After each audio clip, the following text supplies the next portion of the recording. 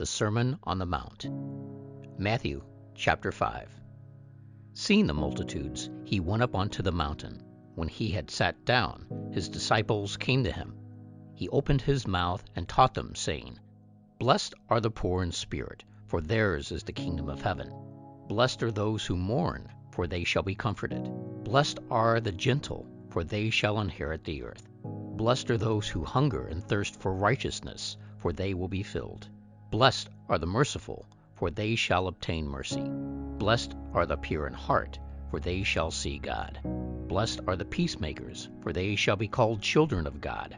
Blessed are those who have been persecuted for righteousness' sake, for theirs is the kingdom of heaven. Blessed are you when people reproach you, persecute you, and say all kinds of evil against you falsely, for my sake. Rejoice and be exceedingly glad, for great is your reward in heaven. For that is how they persecuted the prophets who were before you. You are the salt of the earth. But if the salt has lost its flavor, with what will it be salted?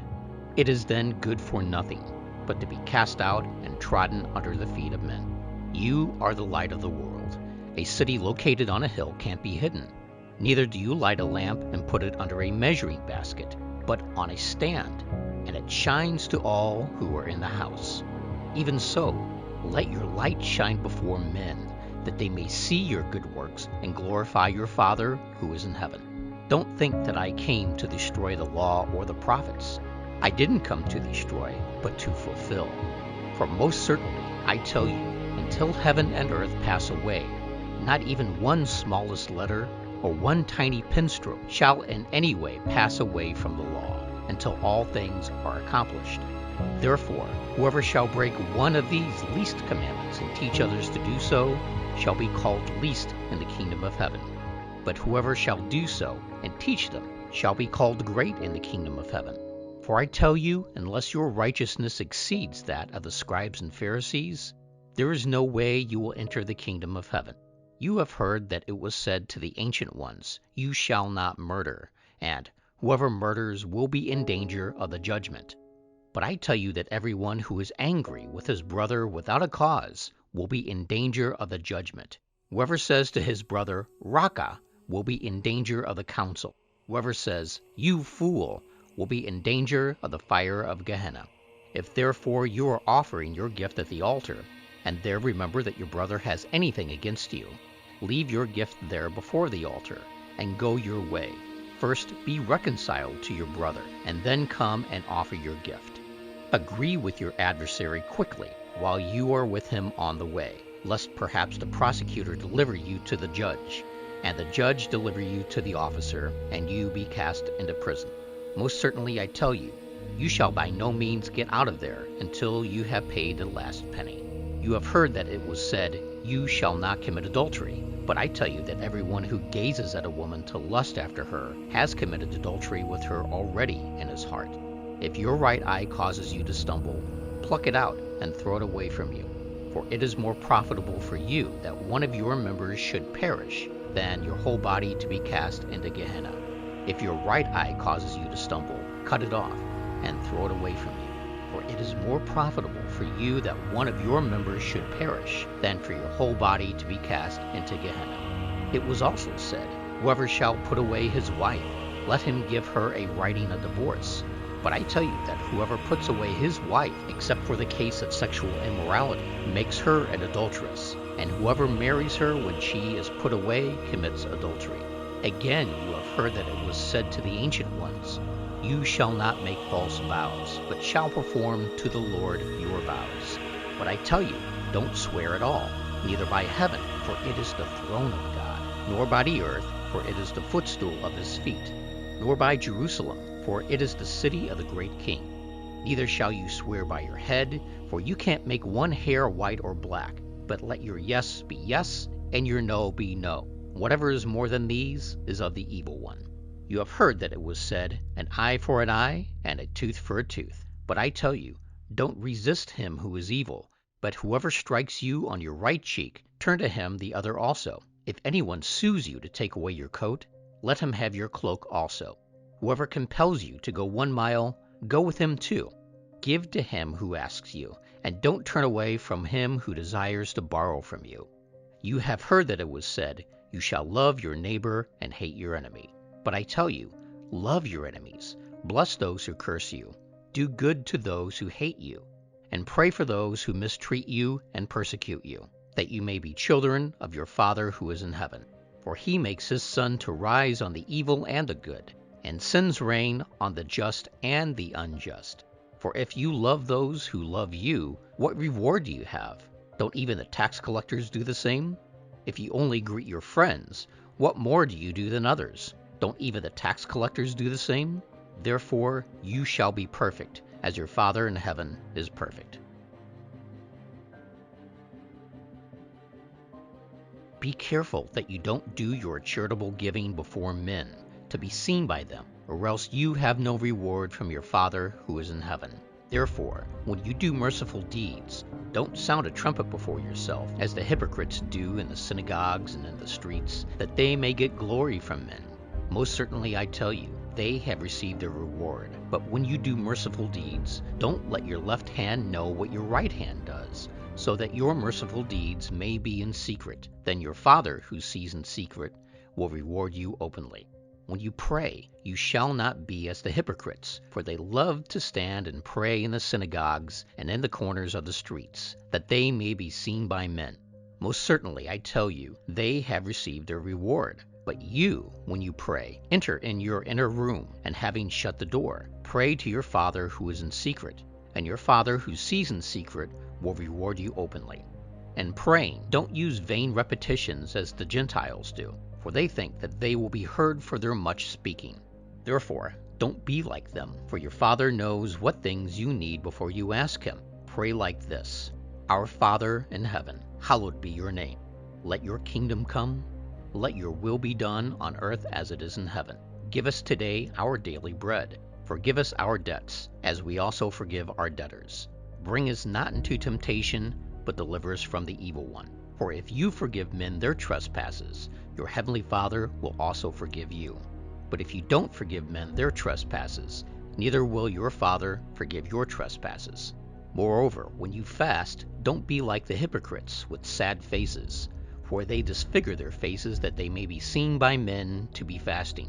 Most certainly I tell you, they have received their reward. But I tell you, when you fast, anoint your head and wash your face, so that you are not seen by men to be fasting, but by your Father who is in secret. And your Father who sees in secret will reward you. Don't lay up treasures for yourselves on the earth, where moth and rust consume, where thieves break through and steal. But lay up for yourselves treasures in heaven, where neither moth nor rust consume, and where thieves don't break through and steal. For where your treasure is, there your heart will be also. The lamp of the body is the eye. If therefore your eye is sound, your whole body will be full of light. But if your eye is evil, your whole body will be full of darkness. If therefore the light that is in you is darkness, how great is that darkness? No one can serve two masters, for either he will hate the one and love the other, or he will be devoted to one and despise the other. You can't serve both God and money. Therefore I tell you, don't be anxious for your life, what you will eat or what you will drink, nor yet for your body what you will wear. Isn't life more than food, and the body more than clothing? See the birds of the sky, that they don't sow, neither do they reap, nor gather into barns. Your heavenly Father feeds them. Aren't you of much more value than they? Which of you, by being anxious, can add 1 moment to his lifespan? Why are you anxious about clothing? Consider the lilies of the field, how they grow. They don't toil, neither do they spin. Yet I tell you that even Solomon in all his glory was not dressed like one of these. But if God so clothes the grass of the field, which today exists and tomorrow is thrown into the oven, won't he much more clothe you, you of little faith? Therefore don't be anxious, saying, What will we eat? What will we drink? Or with what will we be clothed? For the Gentiles seek after all these things.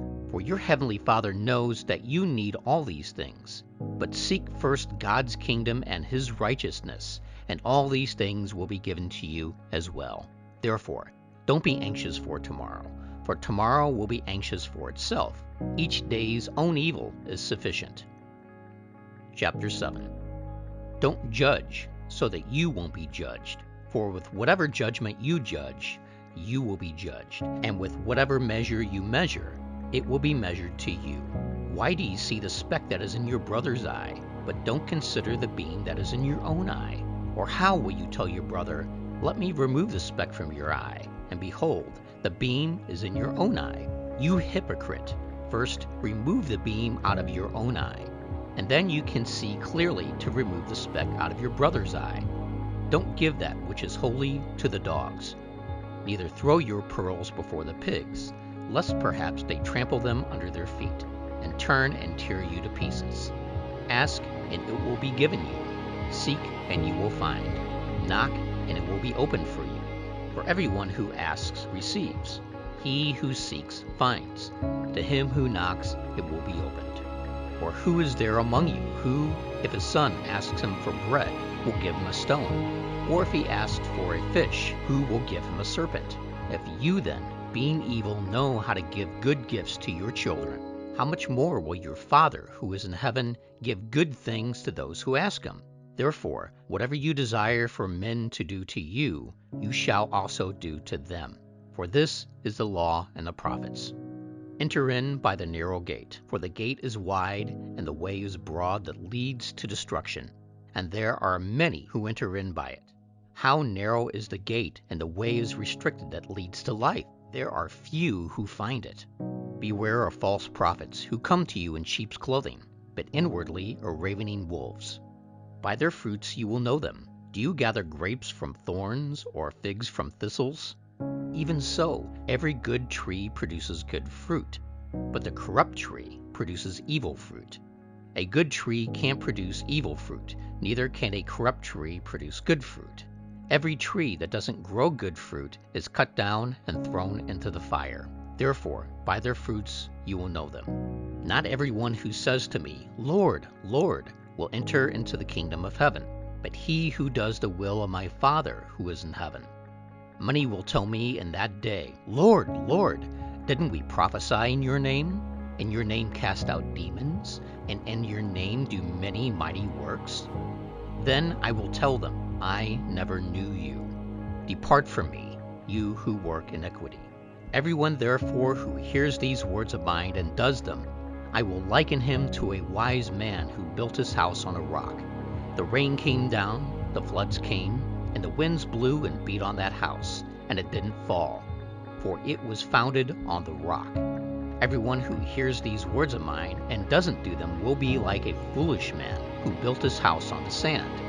The rain came down, the floods came, and the winds blew and beat on that house, and it fell, and its fall was great. When Jesus had finished saying these things, the multitudes were astonished at his teaching, for he taught them with authority, and not like the scribes.